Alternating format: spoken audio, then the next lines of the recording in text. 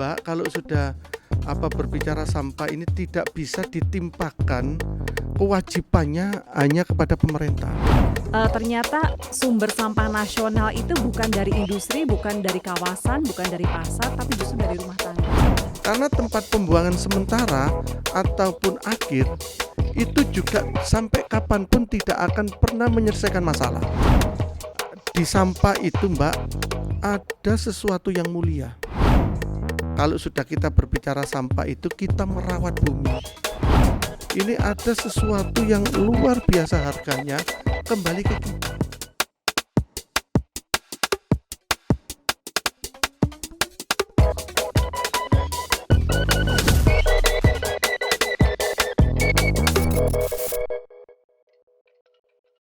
Halo sedulur Kompas TV, piye kabare? Senang banget podcast saja Sapa Jatim kembali hadir lagi.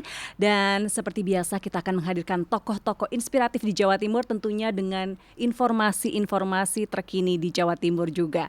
Saya Virgianti Kusuma, senang banget kali ini akan memandu tokoh inspiratif kita dari Jawa Timur, tepatnya dari anggota DPRD Komisi D Provinsi Jawa Timur. Beliau adalah Bapak Siadi SH. Terima kasih Mbak Virgi. Bapak sudah hadir. Beliau di Komisi D yang membawahi masalah pembangunan dan tata ruang, pekerjaan umum, pengendalian lingkungan hidup, perhubungan, pertambangan dan energi, dan juga perumahan rakyat.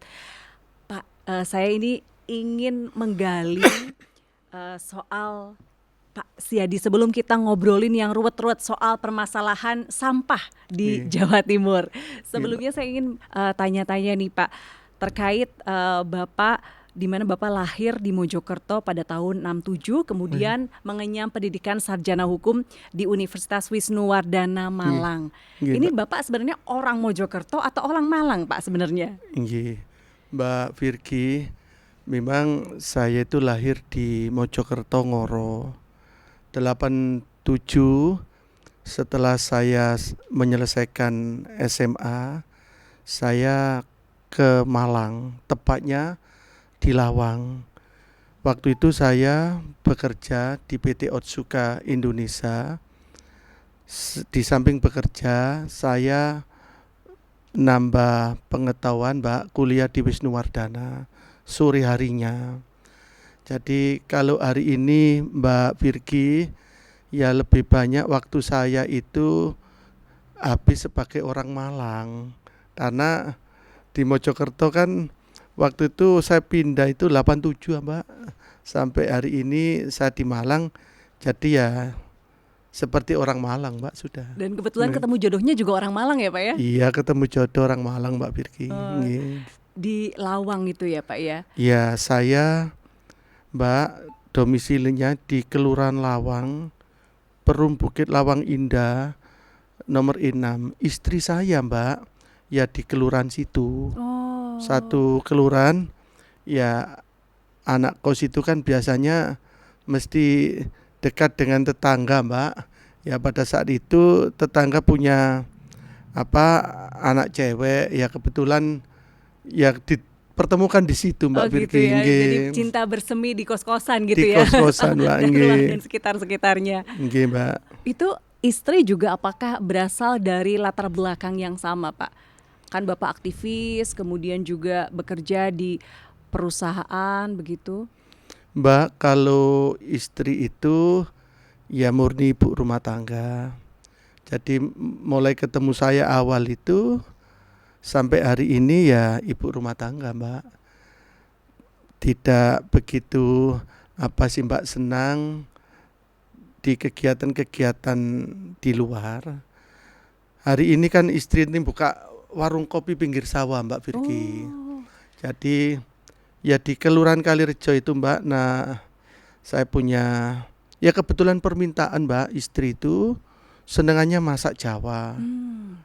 Terus ada sawah pemberian kakek dari istri di utaranya Patal pabrik sandang yang tutup Mbak Virgi. Gitu, minta dibikinkan warung kopi agar supaya nggak tidur setelah masak pagi itu.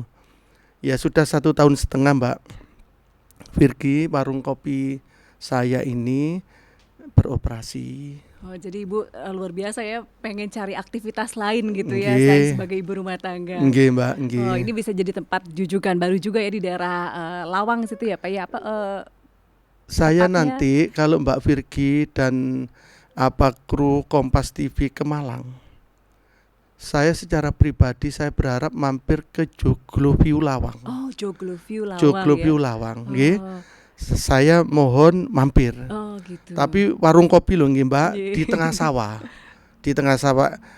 Dari exit tol Lawang itu, Mbak, 3 menit Oh, ke Joglo View di Lawang, nggih. iya. Nanti saya pokoknya ngundang Mbak Virgi bersama Waduh. kru Kompas TV ya. Iya. Nggih. Wah, kan bisa ketemu lagi langsung ya dengan anggota DPRD Provinsi Jawa Timur dan kita bisa santai-santai ya Nggih, di nggih, Mbak. warung kopinya ya. Nggih, Mbak. Wah, luar biasa.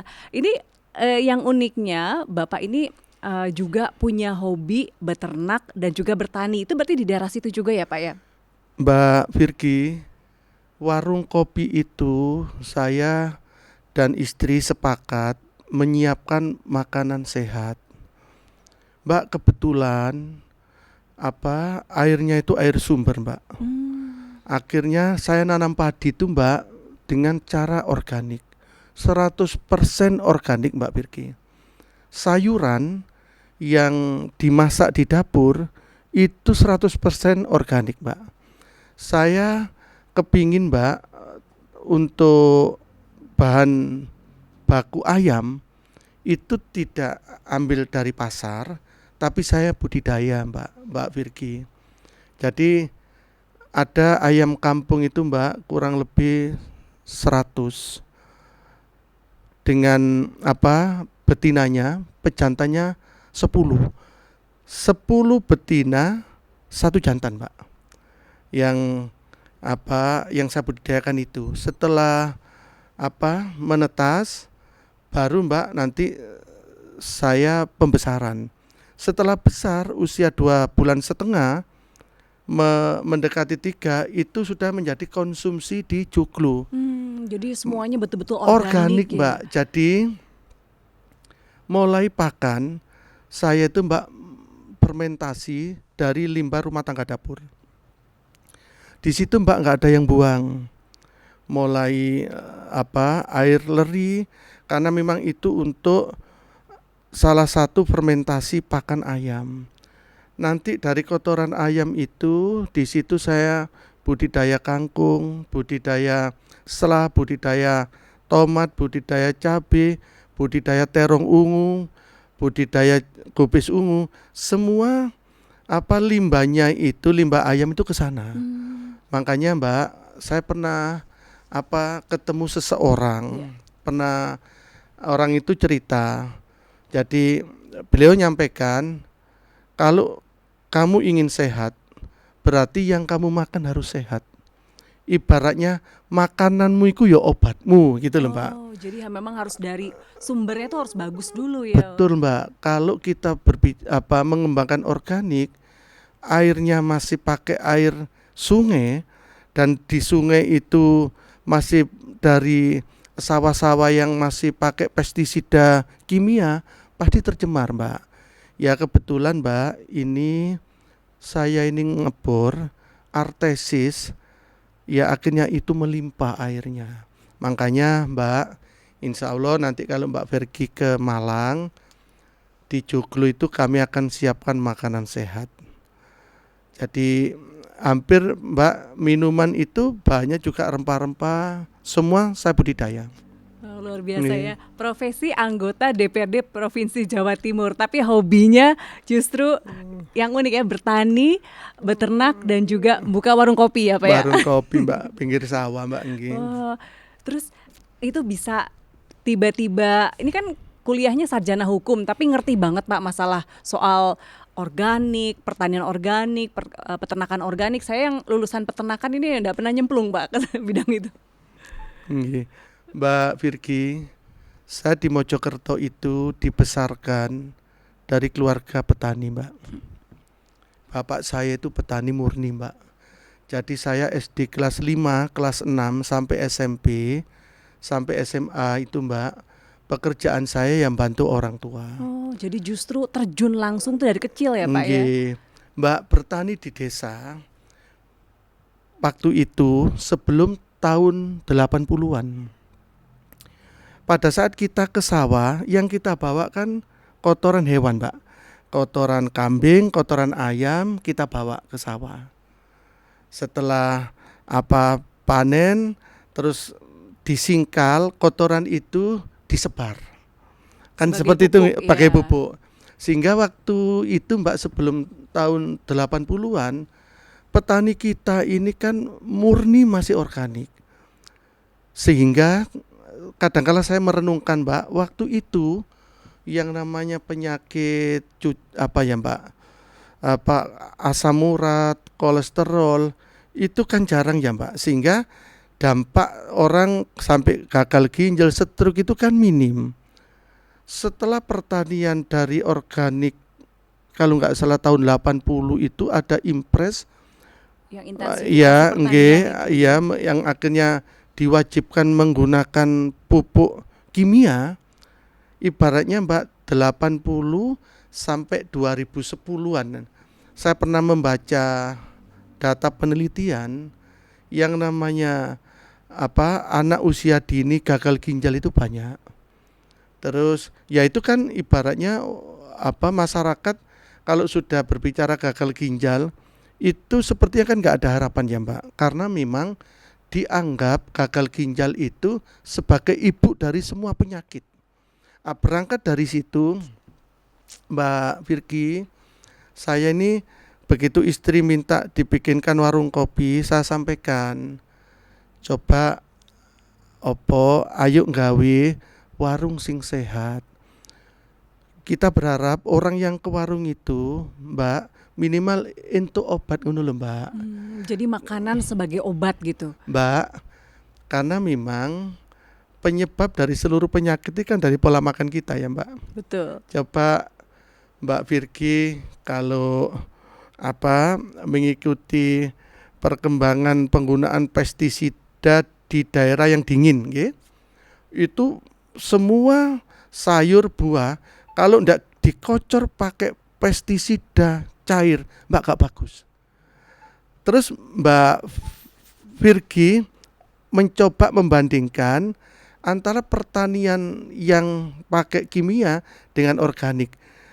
Yang organik ini Mbak, hari ini sayur saya panen 5 hari masih segar. Mbak, kalau yang kimia Mbak 2 hari sudah bosok Mbak.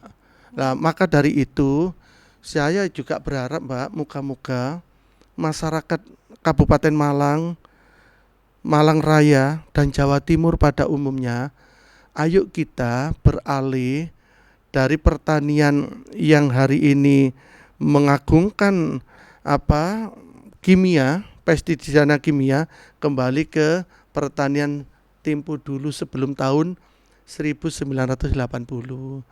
Moga-moga kalau semua insya Allah sadar tentang itu, pasti kita akan merasakan manfaat dari apa yang kita makan itu.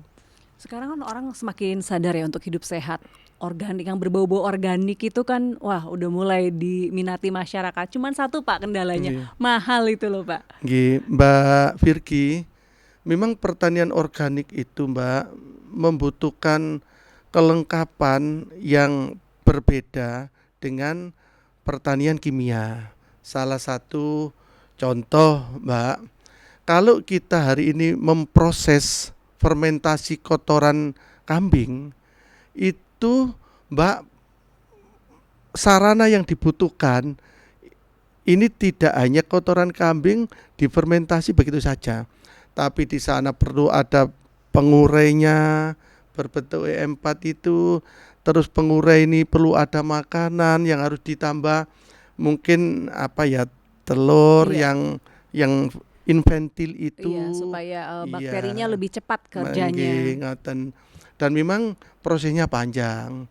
Tapi Mbak, hari ini petani menggunakan pupuk organik 1 pintal dalam lingkungan kecil, dengan petani menggunakan pupuk kimia 1 pintal, yang organik setiap tahun akan berkurang volumenya. Oh, kebutuhannya Iya, itu Mbak. menurun justru Menurun, Mbak, karena unsur haranya sudah bagus. Tapi kalau kimia, Mbak, semakin tahun semakin bertambah volumenya. Kalau enggak, ya pasti panennya enggak maksimal. Makanya, Mbak, saya ini senang petani ya karena saya ini anaknya petani, Mbak, memang anaknya petani. Kalau ngobrol soal pertanian yang hatam banget Pak, orang mungkin nggak nyangka, wah ini sebenarnya adalah anggota DPRD Provinsi Jawa Timur. Dan bukan cuma satu periode, tapi ini sudah periode kedua. Sebelumnya juga sejak 2004 ya, sudah malang melintang di dunia politik, mulai dari sebagai anggota DPRD Kabupaten Malang, kemudian sebagai wakil ketua DPRD Kabupaten Malang selama 2 periode, dan kemudian merambah ke DPRD Provinsi Jawa Timur sejak 2019 nih Pak, sampai nanti insya Allah sampai 2029 atau mungkin 2031 ya Mbak, doa saya Mbak ya. Nah ini kan luar biasa sekali ya.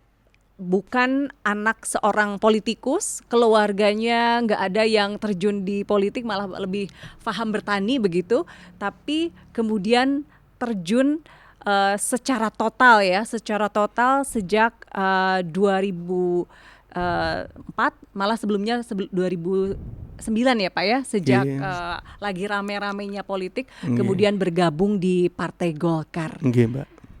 Apakah ada alasan khusus kenapa harus Partai Golkar waktu itu? Ya waktu itu Mbak, sebelum saya menentukan pilihan saya belajar di partai politik, waktu itu kan masih ada 3 kontestan pemilu ya Mbak Virgi. Ada PDI, ada P3, ada Golkar. Waktu itu Mbak, sebagai orang yang masih Mbak, pingin cari jati diri yang pas, sepertinya Mbak, saya waktu tertarik dengan P3. Karena saya ngamati P3 ini punya Mbak, menurut penilaian saya partai yang konsisten, landasannya Islam. Setelah itu Mbak, ada pimpinan P3 di Lawang, namanya Kiai Haji Hamdan, itu sempat nawari saya bergabung di sana. Mas Yati mau ke P3? Iya Mas, saya tak belajar politik di P3. Mas Yati kalau kepingin belajar politik yang bagus itu nggak ada lagi Golkar. Saya ini Mas Rendra kadangkala melihat Golkar itu ya masih ya Mas, masih banyak yang harus dibenahi ya Mas. Kalau saya melihat P3 kan sepertinya partai ini ya luar biasa lah Mas. Nah, kalau sudah kemenangannya ibaratnya 2, gak pernah jadi 3, ya tetap 2. Loh, kalau sampai memang kepingin itu, pegang Golkar dan nanti lakukan itu. Golkar ini Mas Yati memang perlu banyak ibaratnya perbaikan. Antara Golkar di era Orde Baru dengan reformasi beda loh. Nah, sempat seperti itu Mbak. Akhirnya ya saya rembukan sama teman-teman di Otsuka itu Mbak. Ada 60 orang yang mewakili masing-masing bagian Mbak. Karena saya ketua, ada 60 bagian yang diwakili oleh 1 orang. 1 orang itu 60 orang yang membawahi 1647 orang Mbak. Menyarankan Pak Syadi Golkar saja. Golkar saja. Padahal kan dari sisi buruh mungkin dekat ke PDIP waktu itu ya. Mbak, sebenarnya pada saat itu perburuan banyak diisi tokoh-tokoh Golkar. Salah satunya waktu itu Menteri Tenaga Kerjanya masih Pak Bomer Pasaribu. Ya Mbak, beliau adalah tokoh Golkar. Terus di Jawa Timur ada Pak Ismu Handoko. Beliau merupakan salah satu tokoh yang ada di Partai Golkar. Ya Kalaupun ada Mbak yang ada di luar Golkar, ya menterinya Pak Yakub Nowawea. Ya. Pak Yakub Nowawea ini Mbak memang petinggi PDI. Beliau sempat memimpin kami di perburuan waktu itu. Terus akhirnya ya beliau karena sudah usia, beliau menyerahkan estafet kepada putranya. Tapi melalui mekanisme organisasi Mbak. Nathan. Jadi memang perjalanan kemudian panjang ya untuk akhirnya kemudian memutuskan untuk memilih Partai Golkar sebagai kendaraan politik sampai sekarang ya, tetap setia dari 2004 sampai sekarang 2025. 2019 ya, 2019 jadi lebih dari 20 tahun, mau hampir 30 tahun. Nah, kemudian sekarang dengan berbagai dinamika politik di Jawa Timur ini tentunya ada perubahan juga. Ketika itu kan Golkar betul-betul kuat, tapi si hijau dan si merah juga kuat gitu Pak di Jawa Timur. Kenapa tetap setia di situ, di jalur itu?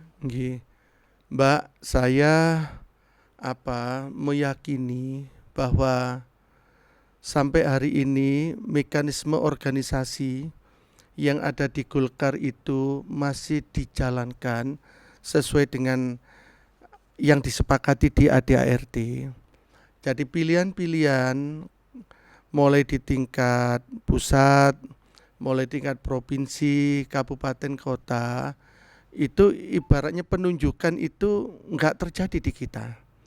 Kalaupun ada aklamasi, ya karena memang ada kesamaan pikiran terhadap figur tersebut. Berangkat dari situ, Mbak, saya masih masih menghormati dan masih nyaman bernaung di bawah beringin, karena memang demokrasi di pemilihan, kepengurusan maupun pembuatan dalam kegiatan program kerja itu masih melibatkan unsur yang ada. Jadi enggak ada Mbak istilah ketua provinsi ditunjuk, ketua kabupaten harus ini, kalau enggak diikuti yang nolak dianggap bangkang, pecat. Itu saya belum tahu dan belum pernah ada di Golkar. Jadi cukup demokratis gitu sejauh ini pelaksanaannya selama 30 tahun terakhir begitu ya Pak ya? Itu penilaian saya ya Mbak, penilaian saya. Karena saya 2 periode Mbak jadi ketua Golkar Malang. Waktu itu juga yang periode pertama itu ada Mbak, ibaratnya ada lawannya lah. Toh petinggi Golkar kabupaten provinsi tidak serta-merta menjadikan lawan saya itu sebagai pengganti saya. Tapi melalui ketua-ketua kecamatan digelar pemilihan secara terbuka. Secara fair Secara begitu ya? fair Mbak, secara fair. Yang periode ini sudah periode kedua Mbak Virgi. Ya di Golkar itu Mbak sebenarnya tidak mengenal harus 2 periode. Tapi bagi saya periode kedua ini sudah menjadi periode akhir saya. Harus menyerahkan estafet ini kepada teman yang memiliki persyaratan sesuai dengan ya pertama didukung oleh hak suara sesuai dengan aturan. Seperti itu Mbak. Oke, di DPRD Provinsi Jawa Timur duduk di Komisi D, tapi juga Bapak juga aktif sebagai anggota BAMUS, Badan Musyawarah DPRD Provinsi Jawa Timur, dan juga anggota Badan Pembentukan Peraturan Daerah atau BAMPERDA DPRD Provinsi Jawa Timur. Sejauh mana sebenarnya peran di 2 hal yang berbeda ini bisa menyuarakan para pendukung Bapak? Yang pertama, di DPRD Provinsi Jawa Timur itu Mbak, ada alat kelengkapan dewan namanya. Ada komisi dan ada badan.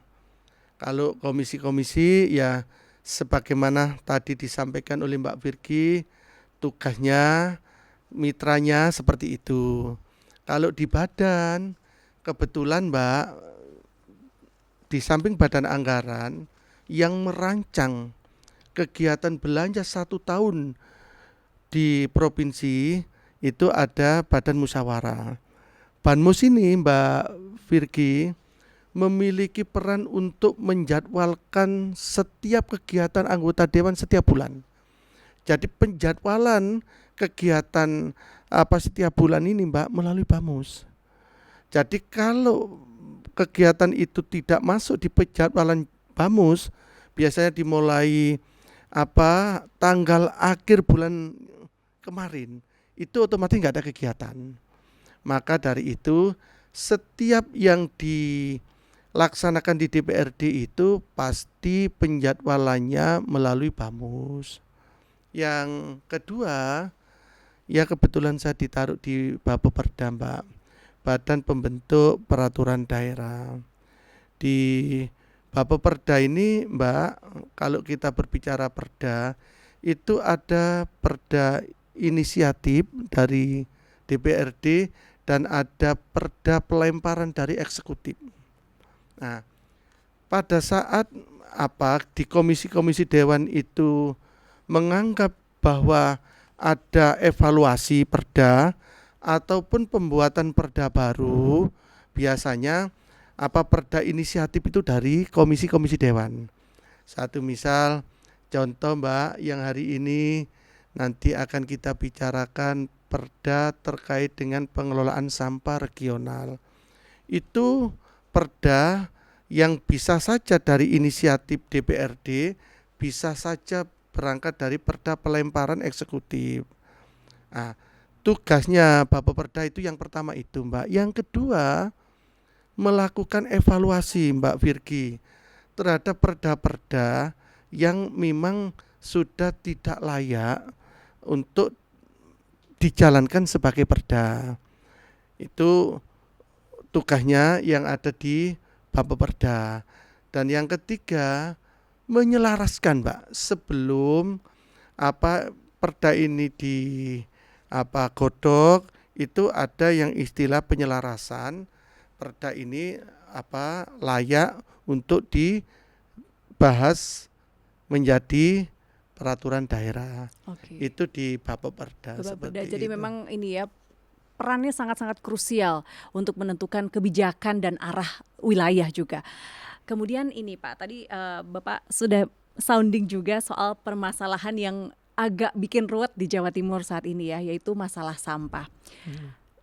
Yang menarik ternyata meskipun Jawa Timur ini banyak memiliki fasilitas pengolahan sampah, tapi ternyata ada salah satu kota kita tercinta, kota Surabaya ini merupakan salah satu penyumbang sampah terbesar di Jawa Timur.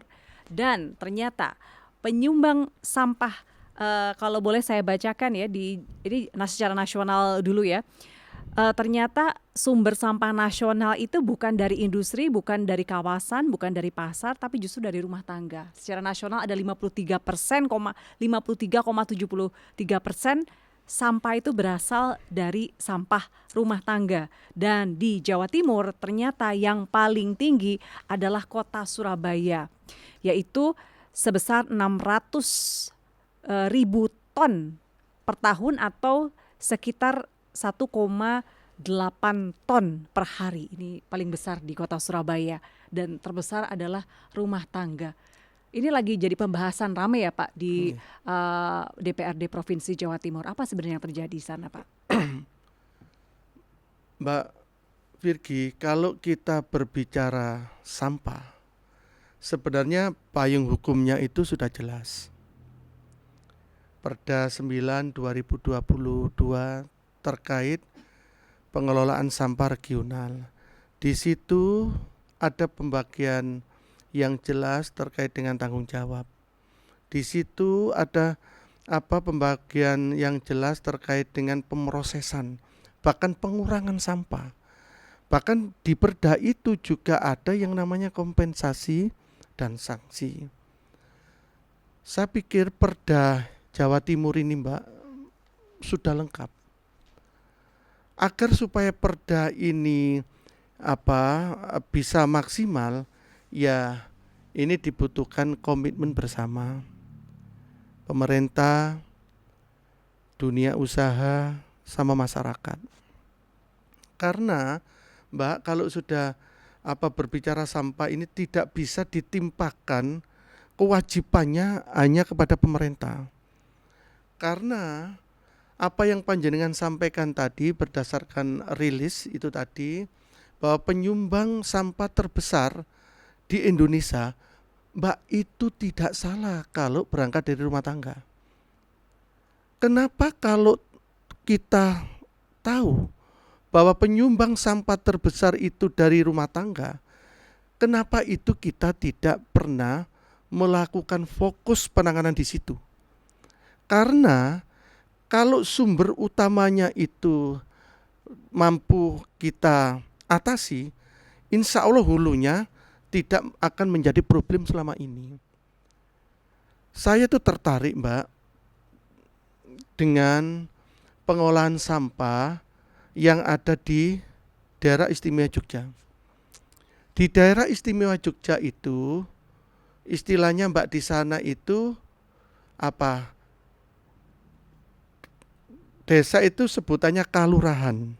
Nah, di sana pemerintah daerah istimewa Jogja, Mbak, sudah cukup lama menutup TPA-nya. Akhirnya mengembalikan kepada masyarakat agar supaya masyarakat ini proaktif untuk mengurangi sampah dari limbah rumah tangganya. Gimana caranya, Pak? Ternyata melalui dana keistimewaan di Jogja itu setiap desa, setiap RW itu diwajibkan atau didorong, didampingi untuk mengelola sampah. Ternyata, Mbak, pengolahan sampah ini selesai di tingkat RW dan di tingkat desa istilahnya. Jadi nggak ada istilah sampah ini dibuang ke tempat pembuangan sementara maupun akhir.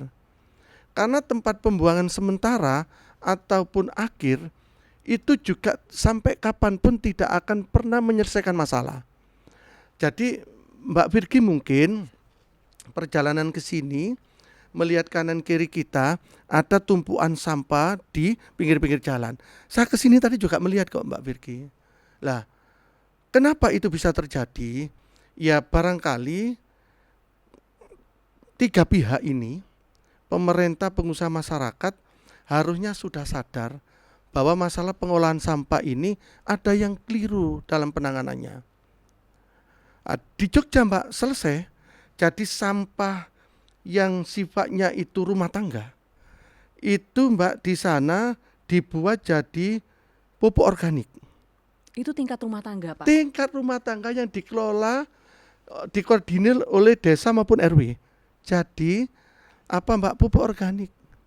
Karena begitu sampah itu dibikinkan Mbak, tempat yang khusus, mungkin sampah 1 bulan yang ada itu, begitu 1 bulan berikutnya, kalau ini sudah penuh, 1 bulan berikutnya ditaruh di tempat ini, 1 bulan berikutnya 3 bulan ini sudah menjadi emas hitam. Sudah menjadi emas hitam, Mbak, itu. Sampah yang sifatnya plastik itu masuk ke bank sampah.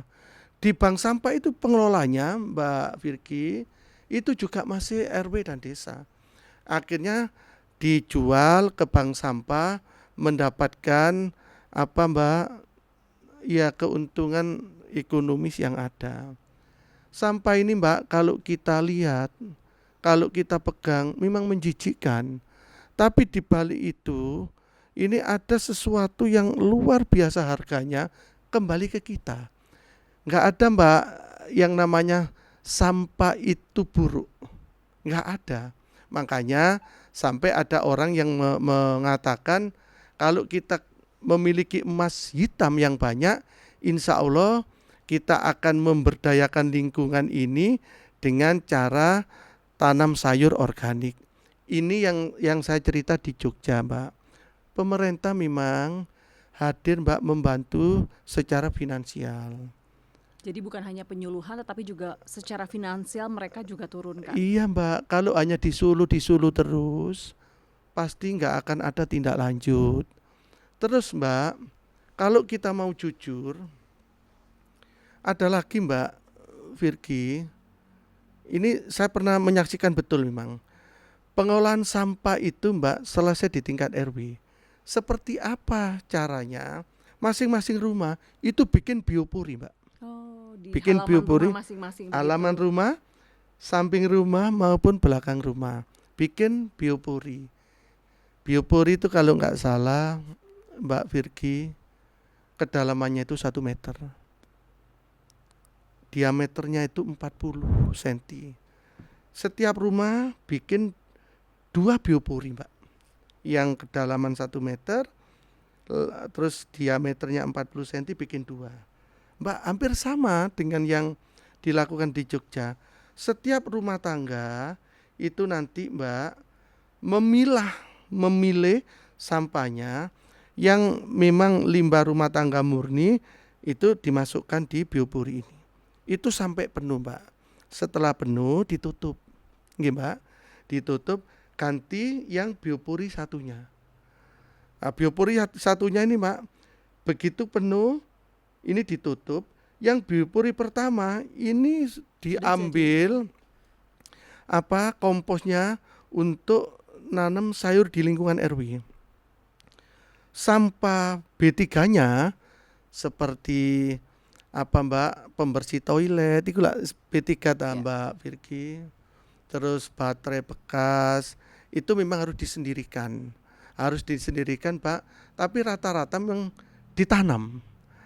Terus, Mbak, setelah itu yang plastik dikumpulkan oleh RW, di situ membentuk namanya bank sampah. Dikumpulkan, Mbak, begitu banyak ini dijual. Mbak, sampah ini udah gak keluar loh. Berarti di lingkungan situ aja di lingkungan ya? itu selesai. Apalagi, Mbak, sekarang pemerintah nasional ini kan menggalakkan ketahanan pangan.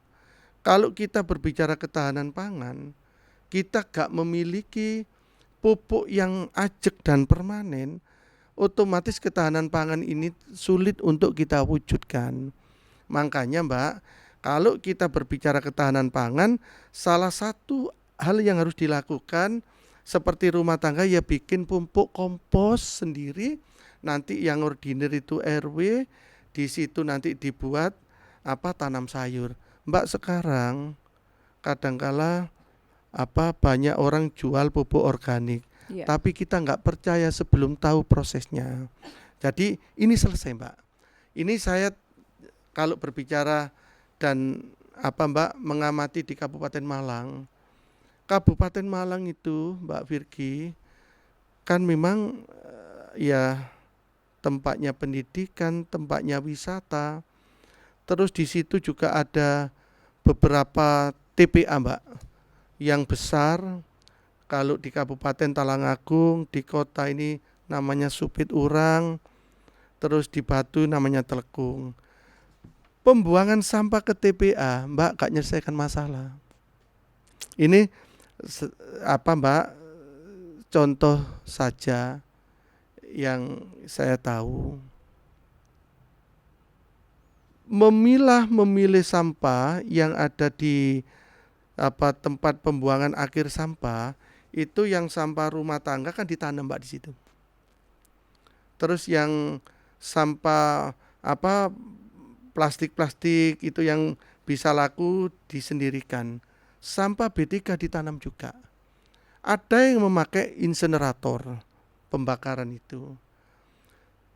Terus, Mbak, yang namanya kebutuhan TPA ini kan harus berkembang terus. Mencari lahan itu, Mbak, nggak mudah. Mencari lahan itu biayanya juga besar. Belum ada penolakan dari masyarakat. Betul, Mbak. Makanya ada beberapa TPA yang ditutup, yang di Telekung itu, ya karena memang sudah penuh, sudah over. Di Kabupaten Malang ada yang namanya TPA, Mbak, di Randu Agung.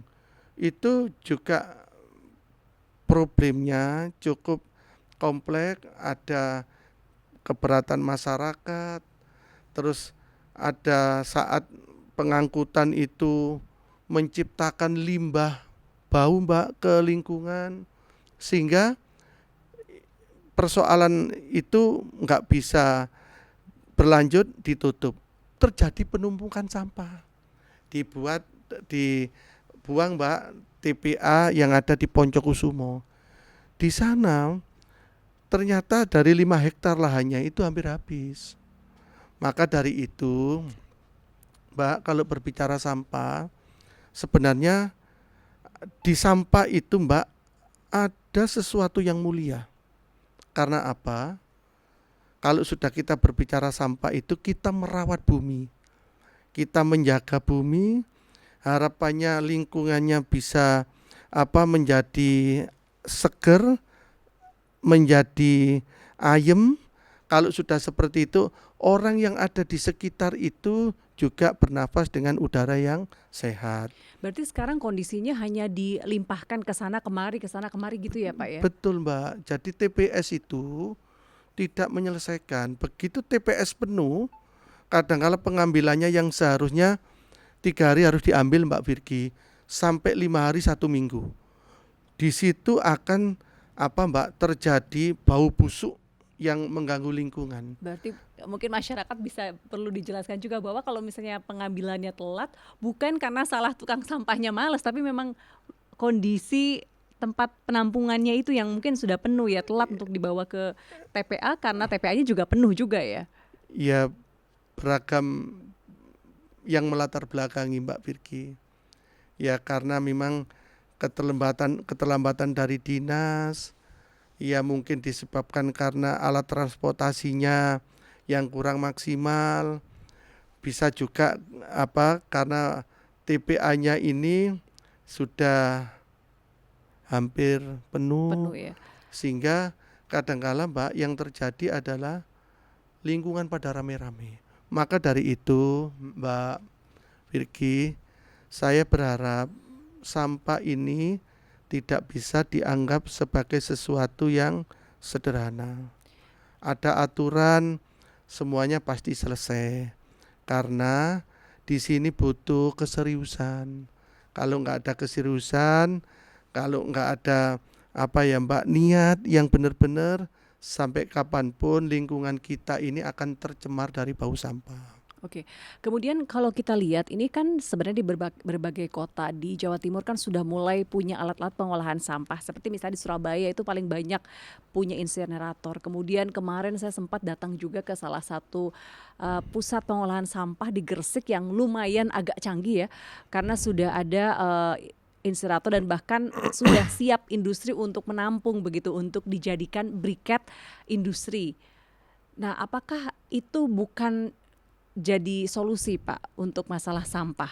Ya, sebenarnya apa yang ada hari ini itu salah satu ya Mbak, salah satu solusi yang ada. Dan saya sampaikan di awal, pengolahan sampah itu tidak bisa menimpahkan tanggung jawabnya hanya kepada pemerintah. Di situ harus ada peran industri, harus ada peran masyarakat. Ya moga-moga dengan yang sudah dibangun di Gresik itu nantinya bisa menjadi pertimbangan semua yang terlibat ini untuk dibangun di tempat yang lain. Karena kami itu ingin Mbak, pengolahan sampah itu sudah tidak ada yang namanya pencemaran. Karena berbicara insinerator itu kalau memang betul-betul dijaga betul, ya insya Allah bagus anunya. Tapi saya ini Mbak hanya ngomong di daerah Malang, insinerator yang ada untuk pembakaran itu ternyata masih menimbulkan limbah udara. Masih banyak serpian-serpian pembakaran itu yang mengotori desa dusun yang ada. Maka dari itu Mbak, saya berharap moga-moga apa yang terjadi, yang ada di Gresik dengan pengolahan yang ada di Surabaya itu nantinya bisa berkembang sampai kabupaten kota di wilayah Jawa Timur. Itu kenapa Pak? Untuk di Jawa Timur, kenapa pengelolaan sampahnya tidak bisa seperti misalnya di Yogyakarta, selain tentunya ada pendampingan dan dukungan dari pemerintahnya? Komisi D hasil diskusinya dengan SKPD yang ada di Jogja itu sempat menyampaikan kepada dinas terkait harapannya komisi agar pengolahan yang ada di wilayah Jogja itu menjadi percontohan, Mbak, bisa dilaksanakan di kita. Sekali lagi, Mbak, pengolahan sampah yang tuntas itu memang membutuhkan keseriusan, membutuhkan niat. Kalau niatnya separuh-paruh, yang nggak akan pernah tuntas, setiap tahun selalu jadi problem gagalnya pengolahan sampah. Maka dari itu, moga-moga melalui undangan Mbak Virgi ini, nantinya SKPD terkait bisa mempertimbangkan pengolahan sampah yang melibatkan masyarakat langsung seperti yang ada di Jogja. Di situ bukan saja sebagai pendamping pemerintah ini, tapi hadir juga sebagai penyokong kegiatan yang ada kaitannya dengan pengolahan sampah, dan sukses, Mbak, itu, dan sukses itu. Saya dengar juga bahkan sudah sampai di tingkat ditambang gitu ya. Jadi bahwa memang hasilnya itu untuk menghidupi daerah itu sendiri. Ya, beberapa kasus ada yang seperti itu, Mbak. Ada juga yang ya berbeda. Oke. Sebenarnya seberapa besar sih Pak peluangnya sampah ini untuk dijadikan sumber energi terutama di Jawa Timur? Salah satu Mbak, program pemerintah pusat untuk merancang energi baru terbarukan ini kan sudah Jawa Timur juga sudah mengadopsi. Salah satu yang bisa dilakukan dari proses pengolahan sampah itu bisa menjadi briket, Mbak. Ya, tapi di sini membutuhkan peralatan yang ya lumayan juga mahal. Tapi kalau kita ingin membangun energi baru terbarukan dari tumpukan sampah, saya pikir itu tidak ada lain kecuali harus diambil itu pilihan itu. Mau tidak mau modalnya harus dikeluarkan begitu. Mbak, pasti, karena pengolahan ini bagus. Kalau itu nanti bisa menjadi briket, ya pasti ada nilai ekonominya yang tinggi. Kalau kita nggak berani pilih kebijakan yang tuntas, sampai kapanpun yang namanya tambal sulam ini nggak menyelesaikan masalah. Nggak menyelesaikan masalah, Mbak Virgi. Maka dari itu, energi baru terbarukan salah satunya adalah dari sampah.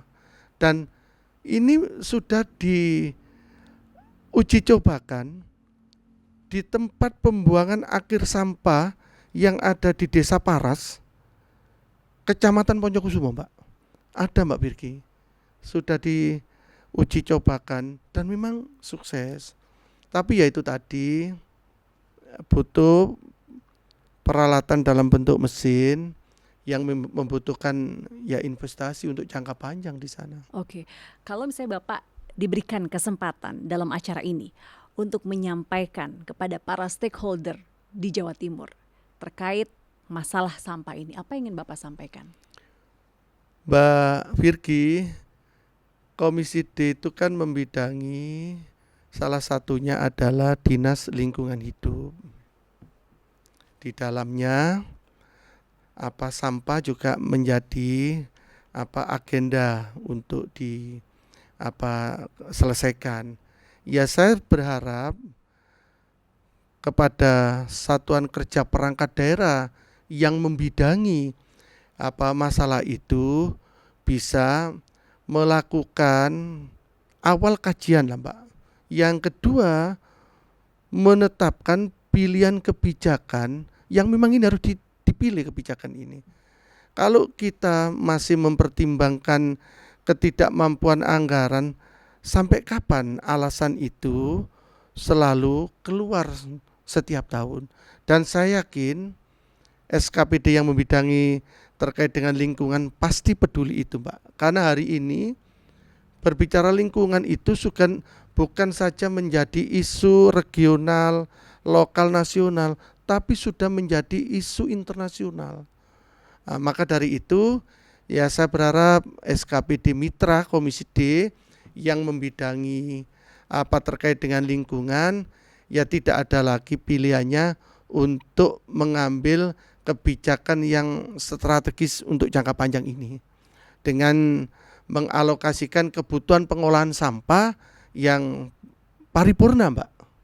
Baik. Nah ini terakhir, kalau misalnya Bapak punya kesempatan untuk berbicara dengan masyarakat umum dan hari ini kita berikan kesempatannya untuk berbicara kepada masyarakat terkait pengelolaan sampah rumah tangga. Ini apa yang harus kita lakukan di tingkat rumah tangga, Pak?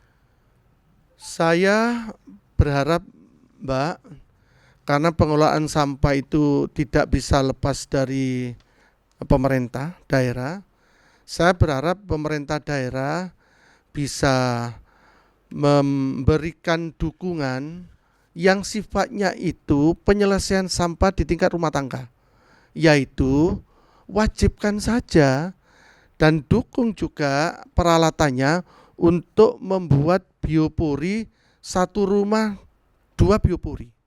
Satu rumah 2 biopori. Okay. Dan pemerintah nanti akan hadir dalam bentuk memberikan dukungan.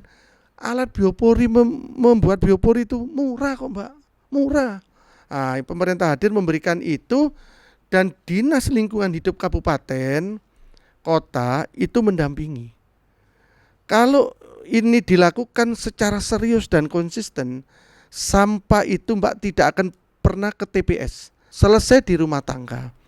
Syaratnya memang harus melibatkan aparat desa dan RW setempat. Dan saya yakin kalau itu diedukasi bahwa sampah itu ibaratnya kita memiliki emas hitam untuk membantu ketahanan pangan. Hari ini, Mbak, masyarakat itu sebenarnya sudah sadar kok itu. Tinggal memang kehadiran pemerintah, kira-kira yang dibutuhkan sarana prasarana yang itu tidak membutuhkan biaya besar, itu yang harus diwujudkan. Dan kalau itu diwujudkan, sukses, Mbak, sampah. Bukan lagi kabupaten kota, tapi Jawa Timur akan sukses sampahnya. Oke, baik, terima kasih Bapak. Ini mudah-mudahan bisa memberikan informasi yang jelas bahwa ternyata menyelesaikan masalah sampah rumah tangga yang merupakan masalah utama sampah di Indonesia ini bisa diselesaikan juga di skala rumah tangga ya. Mbak. Asal ada bimbingannya, kemudian dibantu alatnya dan juga ada pendampingan terus-menerus bagaimana kita sebagai anggota masyarakat juga bisa melaksanakan itu secara mandiri gitu ya Pak ya. Matur nuwun sangat Bapak, semoga informasi yang disampaikan ini juga bisa membantu masyarakat, bisa mencerahkan masyarakat terkait apa sih yang terjadi, permasalahan apa di wilayah Provinsi Jawa Timur dan kali ini terutama masalah sampah di Provinsi Jawa Timur. Terima kasih Bapak Siadi, Sarjana Hukum, mudah-mudahan informasinya bermanfaat. Ya, saudara jangan lupa saksikan podcast saja Sapa Jatim tayang di channel YouTube Kompas TV Jawa Timur, Kompas TV Independen Terpercaya. Saya Virgianti Kusuma, sampai jumpa. Terima kasih ya.